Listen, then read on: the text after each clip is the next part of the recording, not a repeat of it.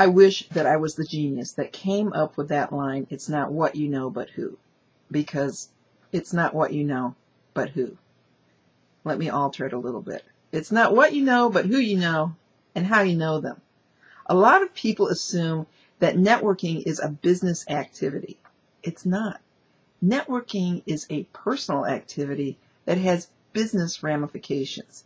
It's something that you have to consciously do because right now in this job environment, you've got people who do have some jobs and the competition is so fierce that if they dare to advertise what's out there, they're going to get a stack of resumes that's this big and they're not going to want to deal with any of them. So what are they doing? They're talking to the people they know and they're saying, hey, who do you know who could help me do X, Y, or Z? Your job is to get on that person's radar. And how do you do that? By making them your friend. It's not about business connections. It's about personal relationships in a business context. I'm not saying you're going to call them up and say, hey, do you want to come over and watch Grey's Anatomy on Thursday night? It's about letting them get invested in you as a human being and as an individual.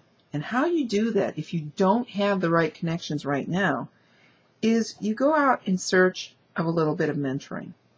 I've found that for the most part, people out there in this world are pretty good. They'll help you. And they like to do favors because it makes them feel good about themselves. If you say, here's my resume, do me a favor, that's going to throw them way into the other corner because it's going to put them on the defensive and trying to find out, what they have to do out of guilt and all of that. That doesn't work. But if you say, look, I'm in a really tough job environment and I need some mentoring advice. Is there a way I can stop over, buy you a cup of coffee, and just find out for 15 minutes what you would tell your daughter or your sister or your best friend that they should do if they're looking for a job in this kind of climate? For the most part, you may have to wait, but sooner or later you're going to get in with the people you need to know. And you don't go in there and bombard them with your resume and all your needs, and you don't go in looking really desperate. You go in to build a relationship so that they know you, and you follow up with a thank you, and you follow up by staying in touch, letting them know what's going on, and maybe saying, hey, do you know anybody at this company? And get their advice and their input. And at some point, there will be a moment when you can come over and say, hey, here's my resume. What can we do? Because I've noticed something this time.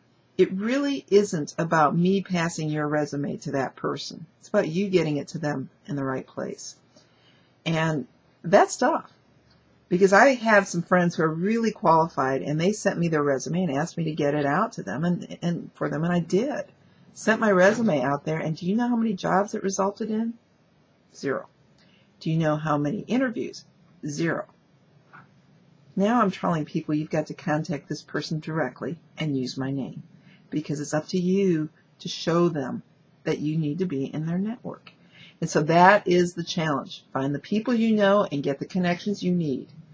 It's not what you know, it's who you know and how you know them.